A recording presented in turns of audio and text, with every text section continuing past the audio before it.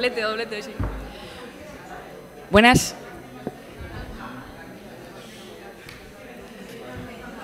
Buenas tardes a todos. Bienvenidos a la sede de la universidad, a este nuevo ciclo. Hoy hacemos, como me estaban diciendo, hacemos doblete. Es un lujo tener aquí a dos mujeres como las que van a estar toda la tarde con nosotras, Natibel Preciado y Raquel Lanseros. Es un lujo tener este público, ahora que ya viene el calor y que viene el buen tiempo, tener una sala con tanta gente esperando para hablar de libros, para escuchar poesía, para interesarse por la historia de nuestro país, pues me parece un momento delicioso. Veo gente incluso que ha venido de Torrevieja, de Elche, o sea que muchas gracias a todos por el interés que ponéis en estos actos, porque es lo que le da sentido a que sigamos haciendo cultura. El ciclo que empieza hoy lo hemos querido titular Periodismo y Crimen, porque van a ser distintos periodistas que van a hablar, van a ser 4 periodistas que van a hablar de crímenes, ya sean crímenes contra el Estado, como el de hoy, crímenes contra personas, crímenes contra parejas, asesinos en serie, y periodistas que han estado metidos, ya bien porque lo han vivido en primera persona, como es el caso de Natibel, o han investigado a fondo y han hecho sus publicaciones con una investigación profunda, conociendo de primera mano, de la mano de la policía o de los propios protagonistas de la historia, lo que ha ocurrido. Bueno, yo creo que Natibel necesita poca presentación. Natibel es una de las periodistas más importantes que tenemos en nuestro país, más influyentes, y yo he tenido la suerte de hablar de este tema con ella en varias ocasiones, de este libro, que creo que es una joya y que todo el mundo debería leer. Así que por eso ha sido con la que hemos decidido abrir este ciclo, que sea la madrina del ciclo. Y solamente, Natibel, quería darte las gracias por estar aquí hoy con todos nosotros. Así que bienvenida a la sede de la universidad.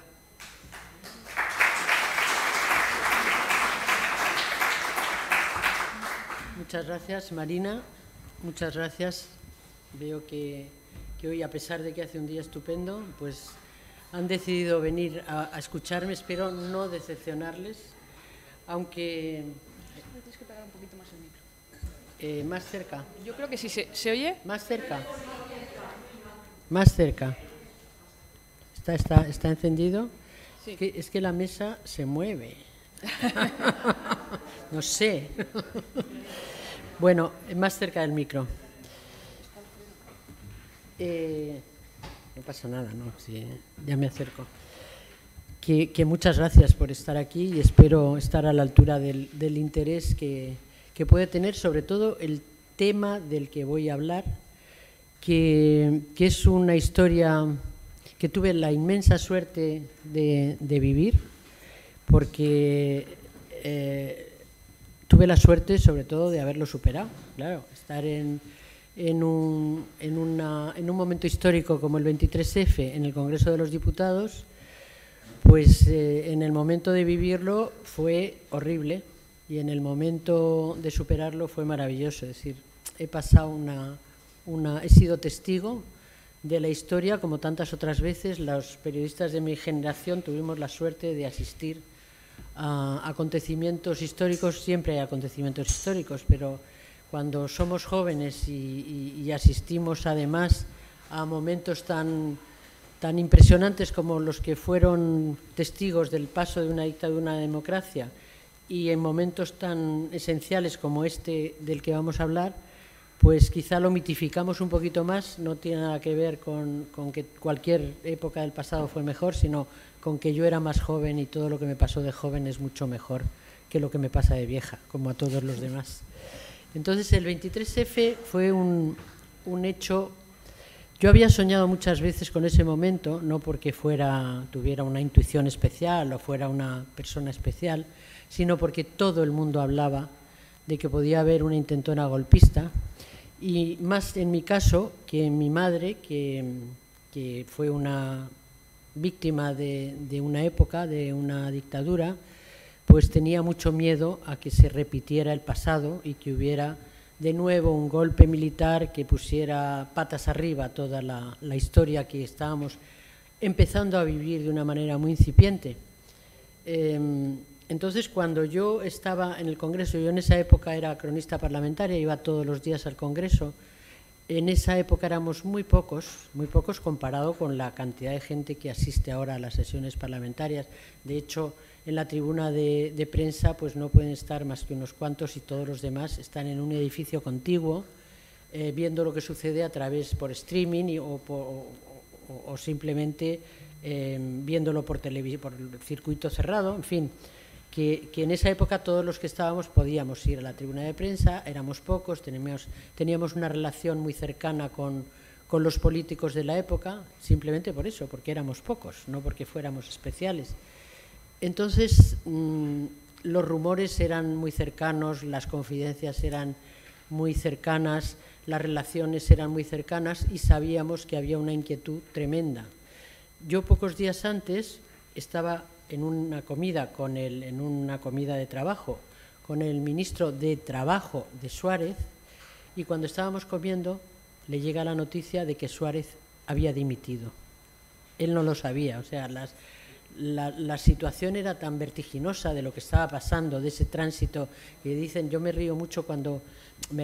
sorprendo mucho cuando dicen, eso fue una chapuza, fue un pacto entre unos y otros, salió tan fácil, llegaron a acuerdos, todos se ponían de acuerdo. Fue una época llena de violencia, salió de pura chiripa y hubo tal cantidad de obstáculos que superar que claro, solo los que fuimos testigos de esos momentos pues sabemos lo difícil y la cantidad de dificultades que hubo que superar para llegar a una democracia plena como la que vivimos ahora o como la que se vivió después de todas estas intentonas golpistas y de tantas otras cosas, de que los poderes fácticos hicieran lo imposible porque no hubiera ese tránsito de la democracia, de la dictadura a la democracia. Pues bien, yo, que estaba muy bien informada en esa época y además tenía tradición familiar, estaba aterrada con la posibilidad de que se interrumpiese ese proceso tan incipiente. Cuando estaba en la tribuna de prensa, estábamos en la lectura, en la votación, fulano, mengano, era muy tedioso y entonces pues yo bajé por las escaleras en un momento determinado pues para tomar un café o para, bueno, ya estaba todo hecho y no había ningún problema, ninguna noticia iba a surgir de aquello. Y justo cuando bajaba por las escaleras conocía muy bien el edificio porque estaba todos los días metida en él, y no había ningún tipo de traba, nos sentábamos en los escaños con los diputados, el bar era conjunto y hablábamos, estábamos todos mezclados y tal. Bajé por las escaleras y en el momento de bajar por las escaleras con 2 o 3 compañeros íbamos a tomar un café, entraron los golpistas pegando tiros, disparando, y yo dije, el golpe, entran los caballos no entran por la puerta del Congreso, pero yo me acordaba del golpe de Pavía, entonces pensé que iban a entrar a caballo en el Congreso. Bueno, el caso es que yo dije, el golpe, y el que iba a mi lado me dijo, ¿estás loca? ¿Qué te pasa? Dije, no, están pegando tiros. Yo nunca había oído un tiro en un sitio cerrado, yo jamás había oído semejante ruido, y salí corriendo, y como me creía muy lista en esa época, era muy joven, y cuando somos jóvenes nos creemos más listos que ya de mayores, pues entonces salí corriendo al lugar que yo pensaba que iba a estar más segura y que además me podía escapar de aquello, porque yo estaba absolutamente convencida al ver a los militares, a los guardias civiles pegando tiros, que aquello era un golpe de Estado, un golpe militar. Salí corriendo y me metí en el despacho de al lado del presidente de las Cortes, que era el de un socialista que se llamaba Gómez Llorente, y que yo había estado muchas veces allí. Dije, desde ahí salto por la ventana y me escapo. Cuando me asomo a la ventana, primero veo que está tomada toda la calle por la Guardia Civil, y segundo, las ventanas del Congreso, un edificio antiguo, son altísimas, y digo, bueno, primero me tiro y caigo en brazos de los golpistas, y además me rompo, quiero decir, me rompo algo, y me muero, y me mato y tal. Y detrás de mí vinieron todos los listos como yo, que eran los escoltas de los de los políticos. Como digo, nos conocíamos casi todos y yo cuando veo que entran en tropel y pienso que todos van armados, venían corriendo y se metieron por ahí con la misma intención de tirarse, en vez de defender a su gente, salieron corriendo y se metieron también ahí. Y algunos y pocos periodistas, 4 o 5, uno de ellos el director de mi publicación, que era Julián Lago, 2 o 3 periodistas estuvieron allí, bueno, muy pocos, todos hombres, los escoltas todos hombres y yo. Entonces venían corriendo porque detrás venía un guardia civil con un subfusil o lo que fuera, yo no entiendo de armas, y se metieron allí para tirarse por la ventana también. Vieron que era imposible y entonces nos quedamos allí encerrados. Entró el capitán de la Guardia Civil, digo todo esto capitán porque lo he aprendido luego, he visto tantas versiones de lo que sucedió allí. El capitán entró con él amenazando, tal, al suelo, que era la orden que todos daban en todo momento, nos tiramos al suelo y yo dije, bueno, aquí voy a morir, claro, porque no solamente porque nos maten este señor, este individuo con el tricornio, sino porque en cuanto los escoltas empiecen a disparar, pues esto va a ser una ensalada de tiros. Yo pensé que estaba en un western y digo, voy a morir como una idiota aquí tirada en el suelo, fuego cruzado y tal. No hubo ningún problema porque el capitán, que luego supe que se llamaba Muñecas, que era el secuaz de Tejero, dijo, y las armas, y todos cogieron sus pistolas y las dejaron en una esquinita del tal, con lo cual digo, bueno, de momento nos hemos salvado la vida. Entonces, no sé el tiempo que pasó, yo estaba allí tirada entre todos y de repente dije, yo no puedo seguir aquí, ¿qué puedo hacer? Y entonces dije, me encuentro mal y tal. Bueno, el capitán Muñecas, perdón es que les cuente, es que cada vez que empiezo a contar esto, como cualquier persona que ha vivido una batallita la cuenta con la verdad, la rememora, ¿no? Y entonces le dije al tipo vino otro guardia civil, le dije, me encuentro muy mal, ¿me puedo levantar? El despacho de Gómez Llorente estaban renovándolo, estaban pintándolo y tal, y había una alfombra enrollada y la mesa fuera y tal, y él dijo, no, quieta. Yo, temblando, me quedé allí, un tío que estaba apuntando a todos, pero vamos, era increíble porque estábamos todos tirados y había uno con un arma, pero bueno, el caso es que yo volví a insistir, es que me encuentro muy mal, y dijo, bueno, siéntese ahí. Y me senté en la alfombra, todos mirándome, y seguía encontrándome mal, me encuentro muy mal, no me encontraba nada mal, pero yo digo, ¿qué hago aquí? Me encuentro muy mal, puedo salir, necesito ir al baño. Entonces dijo, fulano, al otro, que no sé quién era, llévala, no sé qué dijo, al retrete, llévala al retrete. Y entonces yo, como en una película, dije, ahora paso por el hemiciclo y ahí me liberan y tal. Y pasé por el hemiciclo con el otro detrás y vi que no estaban ni Suárez, ni Felipe, ni Carrillo, porque los teníamos muy localizados y dije, se los han cargado. Bueno, horrible todo. El tipo me acompañó hasta la puerta de dentro, llamó, salí y me dijo, vamos por otro lado, por aquí no hay que pasar. Di la vuelta, o sea que vi todo lo que estaba pasando en ese momento, me llevaron a mi sitio, tardé mucho en salir. Cuando ya la cosa se fue calmando, parece ser que yo salí mucho más tarde por hacerme la lista que el resto de mis compañeros, porque me dejaron allí con los escoltas, y cuando salí, justo en ese momento estaba un militar que colaboraba con la revista en la que yo trabajaba, se llamaba Prieto, bueno, no se sabe muy bien de qué era más bien de derechas, estaba en la Guardia Civil, y me cogió del brazo y me dijo, sal conmigo, porque en ese momento estaba Tejero. Yo no reconocía a Tejero solamente porque yo había había hecho información sobre la Operación Galaxia, que se había producido 2 años antes, y a Tejero era una intentona golpista también. Se llamaba Operación Galaxia porque se reunieron en un bar que está en una cafetería que se llamaba en el centro Galaxia, y allí estaban conspirando, los detuvieron, a él y a Inestrillas era, creo recordar, y Saida Inestrillas, sí, y entonces a Tejero lo metieron en la cárcel muy poquito tiempo y salió sin problemas y volvió a las andadas. Entonces No fui yo la que le reconoció, pero me dijeron, es Tejero, y lo vi, estaba en ese momento hablando con Armada. No me enteré muy bien de lo que pasaba, pero justo cuando salí ya Prieto me dijo, ¿pero por qué? ¿Dónde estabas? ¿Dónde te has metido? Era colaborador de la revista. En aquella época había mucha confusión, sobre todo con las Fuerzas Armadas. No sabíamos, o sí sabíamos, que la mayoría pues tenían nostalgia del pasado, no eran las Fuerzas Armadas que hay en este momento, que son militares con formación, hay demócratas, en fin, no tenía nada que ver. Aquello era menos muy pocos, pues la mayoría tenían nostalgia del pasado.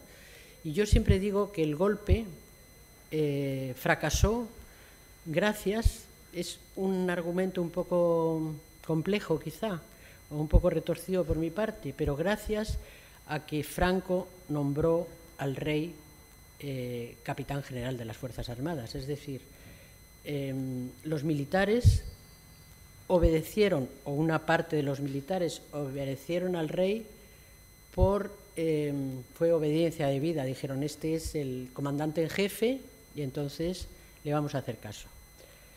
Hubo algunos que evidentemente no, que fueron los golpistas, y alguno más, porque el problema de que esta es mi historia brevemente contada, fue más larga, luego entrevisté a muchos, luego he sabido muchas más cosas, pero mi historia es esta. Lo que después se analizó, porque después todos los que vivimos aquello, pues hemos hablado, nos reunimos con Gutiérrez Mellado, con Adolfo Suárez muchas veces antes de que perdiera la memoria, con el general de la Guardia Civil, Sáenz de Santa María, que también estaba allí, sobre todo con Francisco Laína, que a mí era el que Suárez, Laína, es que no queda nadie vivo de los que realmente saben lo que pasó, menos el rey emérito, todos los demás han muerto, o sea, no quedan testigos. Laína era una de las fuentes más fidedignas, escribió un libro sobre el 23F contando su versión de los hechos, no su versión, a lo que asistió en ese momento, fue testigo y fue el jefe del gobierno provisional que se formó en el Hotel Palace, puesto que todo el gobierno estaba secuestrado dentro. Laína cuenta cosas interesantísimas de lo que sucedió al día siguiente, el 24 de febrero, que se reunió con el rey, se reunieron todos con el rey. Yo he hablado mucho con Carrillo, con Suárez, es decir, he hablado con todos en aquella época. Y él cuenta cosas muy espeluznantes, tales como que cuando pasó la cinta que tenían grabadas, porque claro, habían grabado varias cintas, habían intervenido varios teléfonos. No he contado lo que yo viví con detalle porque estábamos al lado de los teléfonos desde donde hablaba Tejero con todos los demás, pero bueno, luego lo iré contando. Habían intervenido el teléfono de García Carrés, que es la parte civil del golpe, es decir, uno de los golpistas civiles, el más reconocido. Hay otros que no pagaron sus penas, su delito, su crimen, y que se quedaron en libertad y que nadie los que pusieron el dinero, en fin, había muchos más, ¿no?, en aquella trama. Pero grabaron las conversaciones de García Carrés con Tejero. Y cuando las cintas aquellas, que no hay muchas más, Laína dijo, es mentira que hubiera muchas cintas y no se sepa dónde están, no. Todas las cintas que tenía Laína son las que habían intervenido los teléfonos de los golpistas, y cuando le pusieron al rey el día 24 una conversación entre García Carrés y Tejero hablando del general Armada, al rey se le saltaron las lágrimas porque vio clarísimamente que Armada estaba implicado en el golpe. Se le saltaron las lágrimas, pero hay otras versiones. Yo he hablado muchísimo también con Sabino Fernández Campos, que ha sido fuente de todo el mundo, porque, por ejemplo, hay un libro interesantísimo a ver, es que me emociono y voy saltando de citas, y ¿cómo se llama? Ana Sagasti. Es que miro a Marina y me inspira. Iñaki Anasagasti ha escrito un libro, también he estado con él después de escribir el libro, y la fuente realmente era Sabino Fernández Campo, o sea que es un libro muy fiable, quizá un poco más manipulado por la propia visión de Ana Sagasti, pero los datos son datos fidedignos porque son del que más sabía de aquella noche con respecto al rey, y fue el que realmente habló con todos los militares y fue el que sabía hacia dónde se iba a inclinar el golpe, ¿no? Y Sabino Fernández Campo, que fue el mejor jefe de la Casa Real que tuvo el rey, puesto que le aconsejaba relativamente bien, quiero decir, lo que se dejaba aconsejar el rey, porque el rey no se ha dejado aconsejar, el rey emérito, estoy hablando todo el tiempo de Juan Carlos I, evidentemente, no escuchaba mucho, pero a Sabino le tenía cierto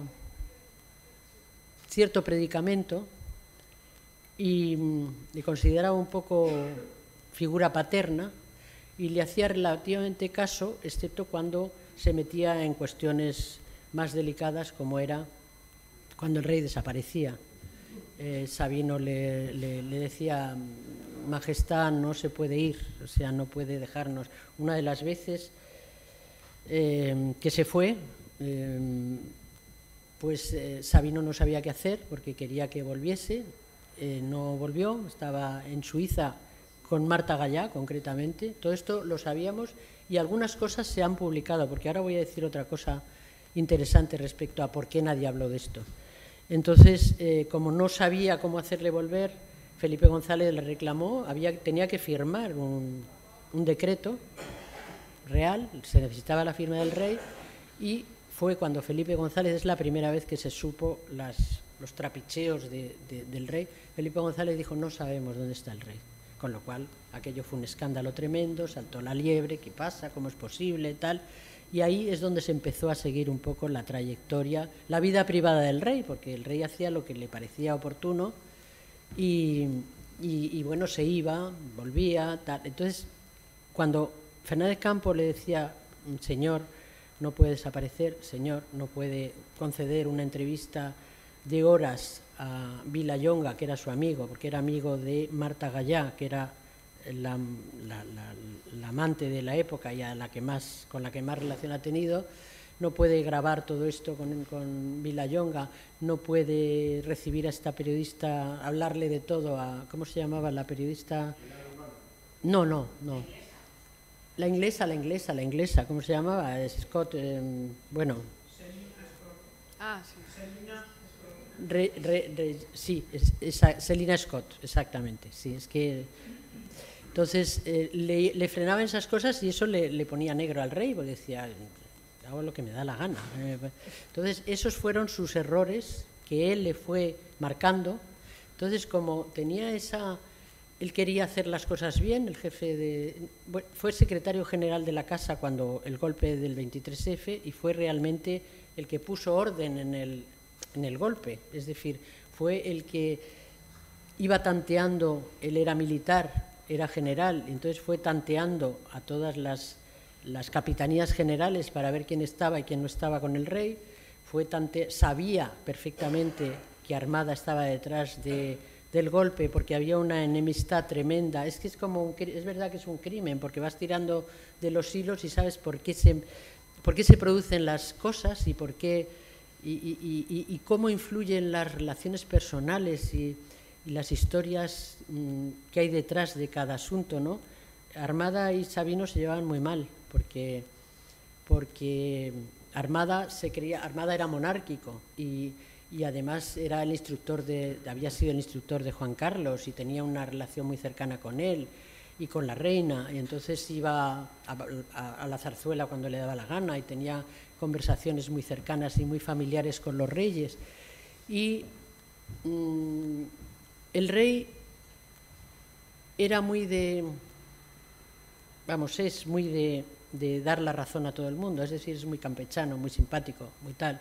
Entonces venían y le decían: señor, la situación está muy mal, está fatal, es verdad, tal. Entonces daba palmaditas y daba la razón a todo el mundo, pero jamás decía su opinión claramente. Es decir, que eso lo cuentan quienes le conocen bien. Yo le he conocido poco, he hecho algunos viajes de Estado con los reyes anteriores y en las recepciones he tenido relación con él y alguna vez he comido en la Zarzuela en comidas más numerosas, quiero decir, o en muchas ocasiones he tenido la ocasión de hablar con el rey, que es verdad, era muy simpático, muy campechano, y entonces siempre daba como la razón a todo el mundo, no entraba en profundidades, decía, no te preocupes, esto tal, no, estás muy preocupado tú, le decía Sabino. Chiquitín, es que le decía chiquitín porque era más bajo, chiquitín, de esto salimos, no te preocupes, venga, que no me cuentes historias, porque tal. Entonces, hay quien dice que Armada en algún momento interpretó pues que el rey estaba de acuerdo con él. ¿Por qué estaba de acuerdo con él? Pues porque el rey retiró absolutamente la confianza a Adolfo Suárez. O sea, Adolfo Suárez se quedó absolutamente solo en un momento determinado. Desde la legalización del Partido Comunista, que el rey no es que se opusiera, pero vamos a ver, el que decidió legalizar el Partido Comunista realmente dicen que fue el rey. Yo considero, por lo que sé, por mi conocimiento, fue Adolfo Suárez. Lo hizo de manera sorpresiva en contra de determinados, sin haber hablado con los militares. Los militares no querían para nada a Adolfo Suárez, le consideraban un advenedizo, un chusquero, no le tenían el menor respeto. Y entonces a partir de ese momento le pusieron en el objetivo de que había que echar a este tipo que iba demasiado deprisa. Quiero recordar, por ejemplo, que durante el gobierno de la UCD se aprobó la ley del divorcio. Quiero decir que se hicieron tantas cosas en la época de la denostada UCD, que realmente era una amalgama de intereses, que milagrosamente hizo cosas por encima de las previsiones, de las posibilidades. En fin, se hicieron tantas cosas que cuando se aprobó la Constitución, que fue también un encaje de bolillos, porque yo estuve en el Congreso con la ponencia constitucional y todos los días salíamos de allí diciendo, se acabó, esto no sale, porque Fraga amenazaba cada poco con salir de allí y con acabar la relación, acabar los acuerdos y tal. Salió aquello de chiripa, de pura chiripa, cediendo unos y otros. Se tenía mucho miedo en esa época a las relaciones con las autonomías históricas, por supuesto con los vascos y los catalanes. O sea, era una situación tan sumamente complicada. Por un lado estaban los poderes fácticos que no querían que la cosa fuera muy deprisa, que querían sí una democracia liberal, pero atenuada, sin grandes avances, tal, por supuesto sin legalizar el Partido Comunista, sin que hubiera autonomías, tal. Por otra parte, estaba ETA matando todos los santos días de nuestra vida. Por otra parte, estaba la extrema derecha cometiendo atentados sin parar. Por otra parte, había fuerzas paramilitares. Por otra parte, estaban los americanos. Por otra parte, estaba la Iglesia. En fin, aquello era un hervidero de intereses, de fuerzas centrípetas que tiraban para que aquello no saliera bien. Suárez estaba en medio de aquello. Y cuando Suárez empezó a perder el favor, primero del rey, que dijo que tenía que largarse, después de su propio partido, que era una amalgama de intereses y de partidos donde había de todo. Estaba desde Fernández Ordóñez hasta Herrero de Miñón, que todos muy respetables y grandes cabezas, pero cada uno tenía una visión absolutamente opuesta de ideología política, del Estado, de lo que querían que fuera aquello. Es decir, cuando empezó a perder el favor de todos y decidió, y sabía además, estaba muy bien informado de los movimientos golpistas y de las amenazas que había y tal, decidió dimitir. No le echó nadie, se fue él. O sea, me consta que él decidió que era un obstáculo y decidió dimitir. Todo esto, claro, lo digo yo, pero también está muy contrastado con determinadas visiones históricas. Tengo aquí, pues, da igual, pero en fin, yo digo lo que me parece, que no es una visión muy personal, es una visión mía, fundamentada con determinados hilos que luego se han ido tirando de ellos y descubriendo que fue así. Suárez es un personaje, a mi modo de ver, yo que he conocido a todos hasta nuestros días, es un personaje muy curioso. Empezó siendo un político vulgar que quería trepar, ascender, que se arrimaba al sol que más calentaba, que quería ascender, ser presidente de gobierno, que es lo que quieren absolutamente todos. Y cuando estuve en la presidencia de gobierno, yo era muy amiga, por cierto, de Carmen Díez de Rivera, que me contaba muchas cosas, era una de mis fuentes más cercanas, ¿no?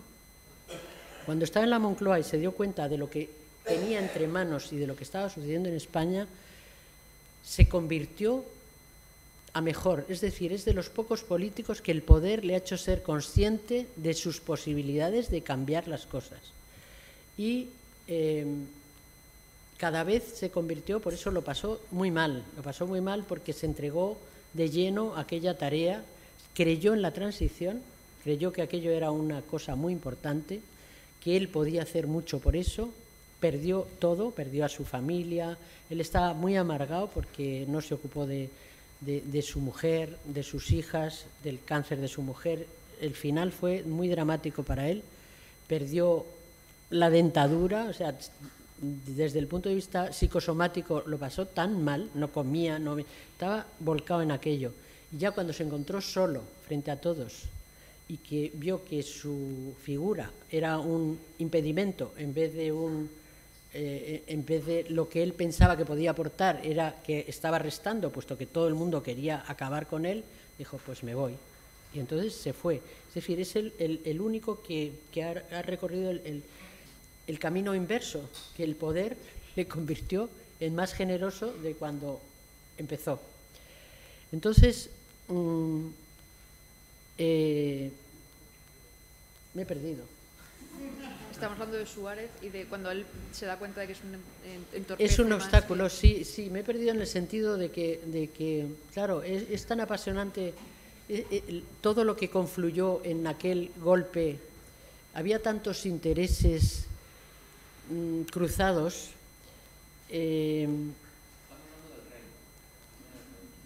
Sí, del rey he hablado mucho ya, he hablado de más quizá. Hay una anécdota, es que para definir al rey me parece... La situación en la que estaban Sí, lo he contado hace muy poco. La figura del rey, que es muy apasionante también, porque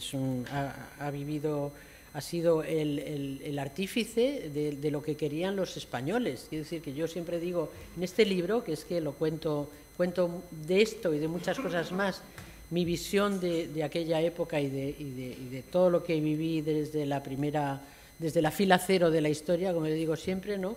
Pues la figura del rey es el artífice, el motor del cambio, todas esas cosas que se decían en la época. Quería decir dos cosas, ya me acuerdo. Pues realmente quien hizo la transición no fueron los políticos, ni siquiera en la pizarra esa de Suresnes que Alfonso Guerra dijo que lo tenía todo proyectado, no. La transición la hicieron los españoles que lucharon por conseguir que hubiera una democracia en España. Es decir, ni siquiera los que estaban en la vanguardia en la lucha contra la dictadura son los que tuvieron una visión antidictatorial y más democrática de todos, ni siquiera fueron ellos, fueron los universitarios de la época que querían libertad, las mujeres de los presos que se encerraban en las iglesias, los abogados laboralistas a los que masacraron y que luchaban por los derechos de los trabajadores, las comisiones obreras que organizaban las huelgas en las fábricas. Es decir, la sociedad civil que se llama ahora, las numerosas capas profesionales que había en ese momento, empujaron para que hubiera una democracia, obligaron a los políticos a ser conscientes de que se necesitaba equipararse al resto de Europa. La gente ansiaba la libertad, tanto los que perdieron la vida por defenderla como los que tuvimos la suerte de que nos dieran, yo era muy joven en esa época, pero bueno, tuvimos la suerte de que no nos pasara nada, sino simplemente, bueno, pues algún incidente en la universidad, pero la libertad era una cosa ansiada por todo el mundo, porque la libertad de la que yo hablo no era solamente tener derechos políticos, que también, derechos legales, que las mujeres nos equiparásemos a la legalidad, en cuestiones de legalidad con los hombres, no, la libertad era poder leer lo que querías. No se podía leer lo que querías, no se podía y ver las películas que querías. Tenías que irte fuera a ver las películas. Los que hay aquí de mi generación sabrán que si queríamos ver alguna película nos teníamos que ir a Perpiñán o a París. No se podía ir a un concierto porque en un momento determinado, podían interrumpir el concierto y entrar la policía y disolverlo y detener al cantante o a quien fuera. No se podía decir lo que se pensaba, porque depende de lo que pensaras, pues te podía costar caro o no. No se podía uno reunir con la gente que quería, porque si estabas en tu casa y dabas una fiesta y había 10 invitados, pues si le molestaba a algún vecino y llamaba a la policía, entraban y te podían detener. O sea, es decir, la arbitrariedad de unas leyes dictatoriales son precisamente ese margen de indefinición para que el poder o las fuerzas represivas de la dictadura puedan hacer contigo lo que les dé la gana, porque la ley no está clara. La ley siempre defiende.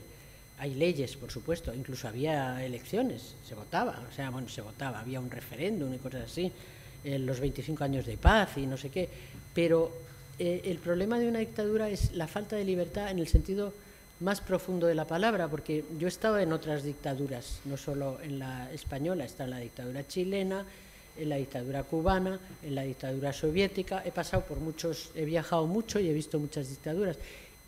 Y todo el mundo lo que necesita es esa palabra sagrada que es la libertad, es decir, oye, necesito hacer lo que quiero, tener derecho a cosas tan elementales como las que he mencionado. En Cuba, por ejemplo, que es un país que yo fui con verdadera pasión, era muy joven y estaba todavía mitificada la figura de los revolucionarios castristas y de Fidel Castro y de la música y de todas estas cosas. Hablabas con la gente y decían, no, aquí vivimos mucho mejor que en Haití se mueren de hambre y nosotros tenemos médicos, comida, tal, pero la gente se quería ir. En la Unión Soviética, que yo estuve, te cambiaban lo que fuera por unos pantalones vaqueros, porque es que de repente cuando tienes lo elemental resuelto, que no siempre lo tienes, ni siquiera en las dictaduras, necesitas esa cosa que es trascender, es decir, tener la libertad de elegir lo que quieres para tu vida. Entonces, pues esa libertad es la que, esa necesidad de los ciudadanos españoles fue lo que obligó a ir cambiando el rumbo a los políticos. No se podía echar marcha atrás, la gente estaba decidida a salir adelante y a pesar de todos los miedos, de todos los impedimentos, de toda la gente que se jugaba la vida, los políticos, el rey, tenían que conseguir acabar con el régimen anterior y normalizar la vida democrática en España. ¿Por qué no se contaban estas cosas en esa época?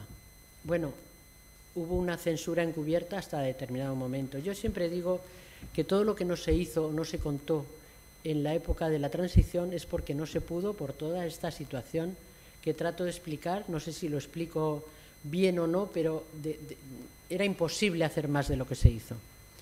Pero lo que yo sí digo es que cuando hubo una democracia estable y plena, con todas las inconvenientes que tienen, y no quiero contar ahora todos los problemas que tienen las democracias, pero cuando ya se estabilizó el sistema democrático, la transición se asentó y ya hubo un gobierno socialista y después nadie se ha encargado de remediar los errores de la transición. Es decir, nadie se encargó porque no han tenido, por ejemplo, la época de los socialistas tuvieron otras prioridades y había muchísimo que hacer y yo lo entiendo, pues había que hacer el Estado, había que hacer una sanidad pública universal, la educación universal, las pensiones, o sea, había una tarea ingente, pero nadie se ocupó de remediar determinados errores de la transición, como eran la renovación de los poderes fácticos.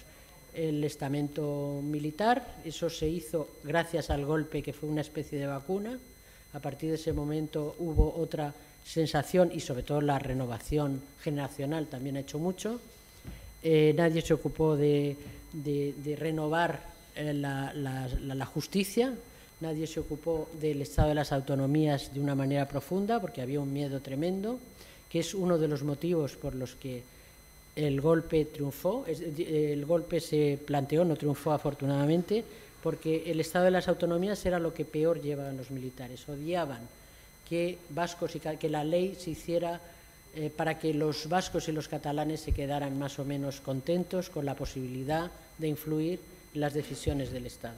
Bueno, pues esto después de la transición, cuando ya había una democracia, nadie se ha acordado de hacer, y el reproche cae todo sobre Suárez, la transición, la época en la que se pactó todo,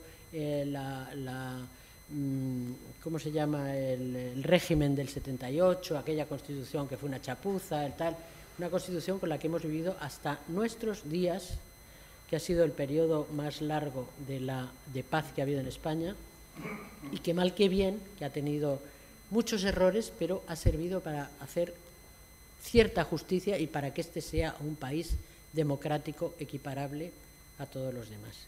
Del golpe puedo contar muchísimas cosas que hay aquí,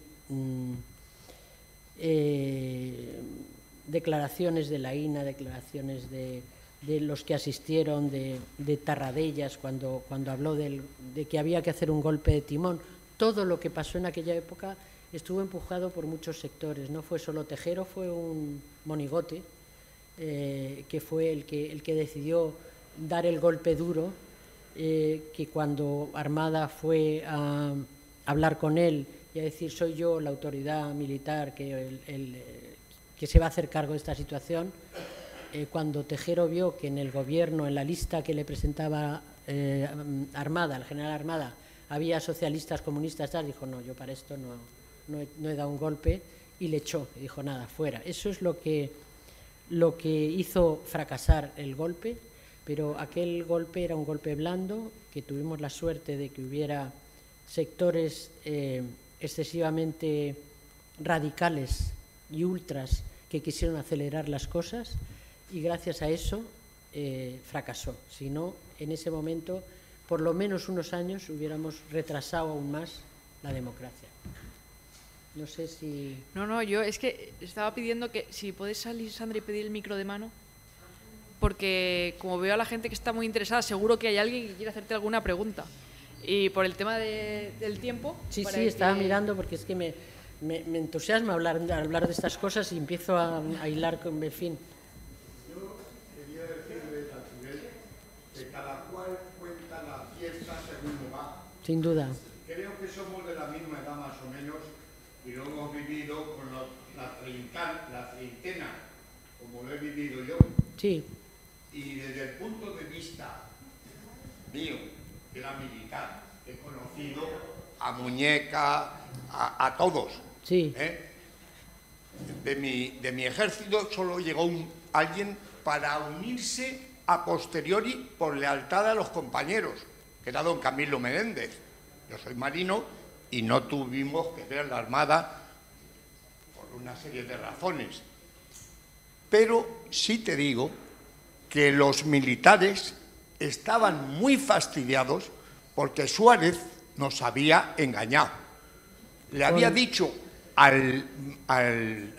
Pita da Veiga, ministro de Marina, que no iba a legalizar el Partido Comunista. Él daba su palabra de honor que mientras fuera presidente no se iba a legalizar el Partido Comunista. Yo me acuerdo que en una Semana Santa yo estaba de guardia en el barco y me entero por la televisión. Claro, todos los militares se enteraron por la televisión. Dije, menuda puñalada, porque el comandante nos había reunido, yo era la última mona, pero ya era oficial. Sí. Y un comandante que dice, no os preocupéis,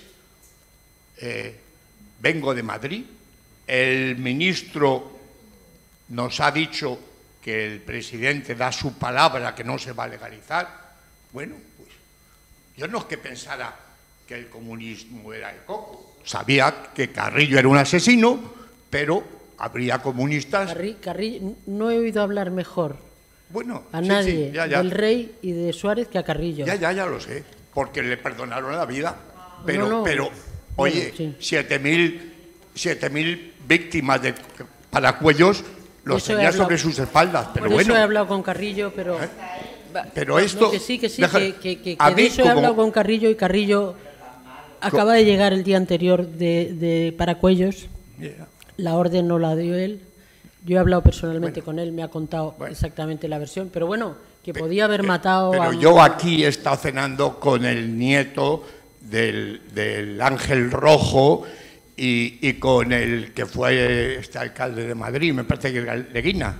Leguina, que escribieron un libro en común, que lo tengo, en fin, que te vas... Que sí, que cada uno cuenta... Y te entran cosas, pero yo eso no lo discuto.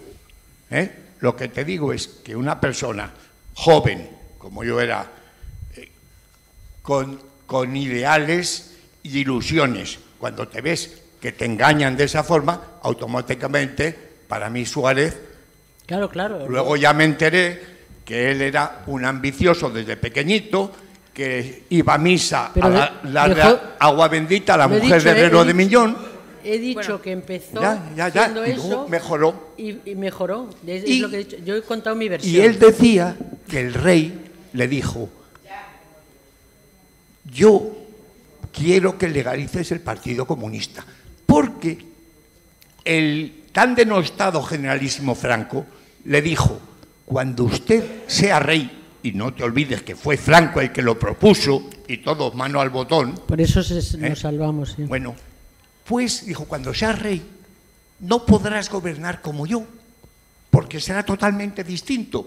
Como diciendo, haz lo que te parezca, y solo le pidió una cosa: mantén a los españoles unidos. Y no han sabido.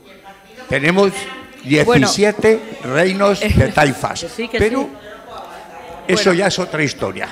Pero yo he contado mi versión. No, que me parece muy bien la versión de cada uno. Yo he contado lo que yo he vivido y lo que yo... Intenten no acaparar el tiempo, porque tenemos muy poco tiempo para las preguntas, hacer preguntas rápidas. Los comentarios personales nos los podemos ahorrar porque así no entramos en discusiones. Ahí están... hay 3 manos. Vamos a hacer estas 3 preguntas para poder entrar en tiempo. Yo, que soy yo creo que de la misma generación, yo sí creo que hay grandes dudas en relación con lo que fue ese golpe de Estado blando, como tú estás comentando. Y yo lo que sí le doy mucha importancia, y no sé si lo has comentado, es al tema de la influencia que tuvo la prensa para que ese golpe de Estado, y los medios de comunicación, para que ese golpe de Estado no triunfara. Porque la prensa, yo estaba retransmitiendo en directo desde medios de comunicación, desde la radio, cómo se estaba produciendo y cómo estaba sucediendo y en tiempo real, y con lo cual motivaba precisamente a tratar de evitarlo, aunque y la calle lo hizo así, ¿no? La calle no salió a apoyar ese golpe de Estado, ni mucho menos. Y por eso digo, por una parte, la fuerza de los medios de comunicación, y por otra parte también la responsabilidad de los medios de comunicación en lo que se callan, que también es importante. Voy a contar 2 cosas.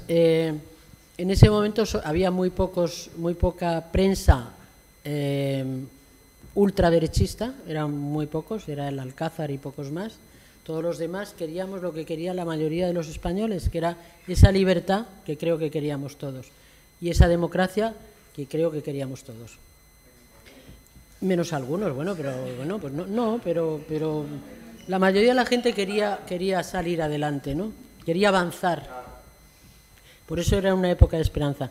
En cuanto a lo de callarnos, hubo un momento en el que al principio estábamos un poco atemorizados, como todo el mundo, y no podíamos... Teníamos una sensación de responsabilidad. Por ejemplo, la INA fue un testigo importante de todo lo que sucedió, que digo que se reunió al día siguiente con el rey, y la INA tuvo que parar a los que estaban en televisión cuando se fueron los militares que ocuparon la televisión española. Cuando se fueron de allí, una vez que abandonaron, los directivos de televisión, estaban entre otros Fernando Castedo, Iñaki Gabilondo, en fin, quisieron ir más allá y narrar lo que estaba pasando de una manera más fidedigna, y la INA le dijo: la situación es tan sumamente delicada que que inclinarnos hacia un lado o hacia otro, decir españoles a la calle, tal cual, puede ser mortífero. O sea, hay determinadas capitanías generales que a lo mejor se vuelven en contra. Eso lo cuenta la INA. Tengo aquí testimonios, no los voy a leer porque no nos da tiempo. Entonces, hubo un momento en que creíamos que la responsabilidad era frenar determinadas cosas. Respecto al rey, el rey cuando ya, desde Felipe González hasta cuando ya se empezó a saber que el rey estaba haciendo, que llevaba una vida poco, bueno, lo que se ha sabido mucho después, ha habido publicaciones, como digo, muchas, revistas, alguna en la que yo estuve, como la revista Tiempo, el Cambio de 16, libros de toda índole, que es decir, que no me voy a distraer mucho en contar, libros donde se contaba las amistades peligrosas del rey, que eran determinadas amistades que parece ser que cobraban, bueno, que no eran trigo limpio, como determinadas personas que no voy a nombrar porque puede afectar a mucha gente. Pero se ha contado eso en medios de prensa, en libros y tal, y nadie hacía caso. O sea, en el año 90 hay libros publicados hablando de la influencia de Mario Conde, de la influencia de Prado y Colón de Carvajal, de las amantes del rey, de Marta Gallá, de la última ha sido después cuando se descubrió lo del elefante, que fue en el momento cumbre. ¿En qué momento se fastidió el Perú? Pues fue con la foto del elefante. Y Corina Larsen, que ha sido lo peor que ha hecho el rey en su vida, digo no personalmente, sino lo que ha propiciado toda la salida a flote de los errores que ha cometido el rey. Presuntos delitos, errores sin duda. Entonces, eso se ha publicado, se ha dado a entender, y nadie en ese momento quería abrir los ojos y decir, ¿será verdad todo esto que se está contando? La gente ponía en cuestión, desde Mario Conde, desde las amantes, ¿será verdad que lleva esta vida el rey? Vamos, no se me ha ocurrido traer una lista de las publicaciones de la época o de los libros que se refieren a este asunto, pero en esos libros se ha contado. Bien es cierto que no se hizo clamorosamente y no todos los medios de comunicación hablaban de este asunto, pero desde hace mucho tiempo se hablaba de eso. ¿Todos lo sabían y no hablaban? Hombre, por supuesto que... Sí, perdón. Las dos preguntas que quedaban, que habían levantado la mano, rápidas, por favor. Sí, buenas tardes. Natibel, que has hablado sobre todo de cómo durante la transición y tal, o sea, Adolfo Suárez se dejó literalmente los dientes, ¿no? Sí. Y me ha interesado mucho ese punto, y quería preguntarte, pues en un plano más contemporáneo, ya que has vivido en las bambalinas del Congreso de los Diputados, ¿qué diferencia aprecias entre aquellos tiempos no tan apasionantes y el Congreso que tenemos hoy en día, ¿no? ¿Qué diferencias ves entre las personas de Estado, ¿no? Bueno, yo no tiendo a mitificar el pasado, porque yo creo que hay momentos históricos en que tanto que la gente se pone a la altura de las circunstancias históricas que le toca vivir. A la clase política de aquella época, bien es cierto que en UCD había gente con mucha preparación y mucha formación académica, por lo menos. Es decir, había abogados del Estado, había gente muy valiosa y tal. Y en el primer gobierno de Felipe González pues estaban Boyer, Solchaga, gente brillante pero yo creo que lo que importaba en aquella época era el objetivo común, es lo que a todos les hizo estar por encima de lo que eran. Es decir, cuando alguien te valora o cuando tienes una empresa muy importante que conseguir o una esperanza, una ilusión tan grande y te ves empujado por la gente y tienes que estar a la altura de lo que, o sea, que es de lo que esperan de ti, ¿no? Y das la talla, ¿no? Cuando la cosa se relaja y se va desvirtuando y hay casos de corrupción como los que hemos vivido y hay tal, se baja mucho el nivel y las cosas se van deteriorando, pero no solamente en la clase política, sino en mi propia profesión y en tantas otras. Quiero decir que no mitifico, no decir los de antes eran maravillosos y los de ahora son unos zotes, no. El momento histórico empujaba a la gente a estar por encima de lo que podía dar de sí. Y Suárez, es verdad, bueno, comía tortillas a la francesa, pues no podía, tenía la boca hecha polvo, adelgazaba, en fin, es curiosa la trayectoria de Suárez. Hay otros que lo siguen poniendo a caer de un burro, ¿no? Pero mi visión cercana es esa, sin duda alguna. Y la diferencia es el momento histórico. Y luego la degradación de las cosas es, bueno, primero que somos muchos y antes éramos muy pocos, vuelvo a insistir. Y lo mismo que los medios de comunicación entonces, pues la mayoría estábamos empujando hacia el mismo sitio porque creíamos que teníamos un objetivo común, como casi toda la sociedad, de empujar hacia eso que queríamos, que era un objetivo digno. Pues ya cuando somos muchos y hay intereses diferentes y sobre todo el poder económico y político ha visto que los medios de comunicación, bueno, ¿para qué vamos a hablar de Twitter o de más o de lo que sea, ¿no? Es un objetivo a batir, pues ahora es muy difícil que los medios sean como los que había entonces, que eran defensores de causas y ahora son defensores de objetivos económicos. La última pregunta. Sí, buenas tardes. Nativel, enhorabuena por la carrera que llevas, lo primero, y gracias por venir a Alicante.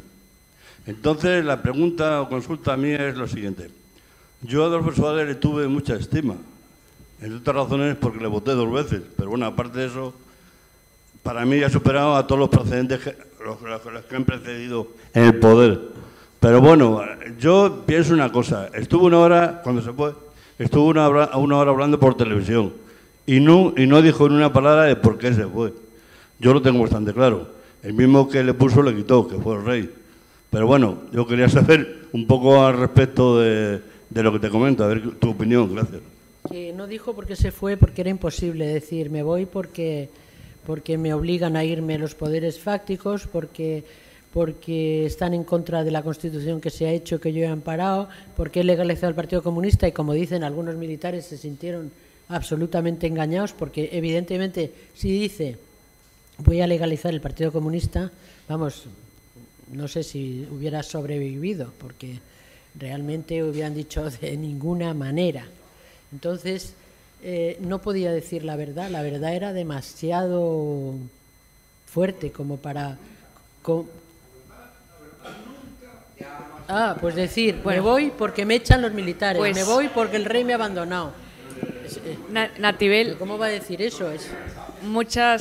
Es imposible. Muchísimas gracias, Nativel, muchísimas gracias a todos por haber acudido a la charla. Fuera tenéis libros de Nativel también que os los puede firmar, quien quiera que se acerque va a estar ahí. Y quien no conozca a Raquel Lanseros, es la oportunidad para disfrutar de la poesía, ya que están aquí, aprovechen para disfrutar de para mí, la mejor poeta que tenemos ahora mismo en España. Y no voy... esto no se graba, ¿no? Sí se graba. Muchísimas gracias a todos.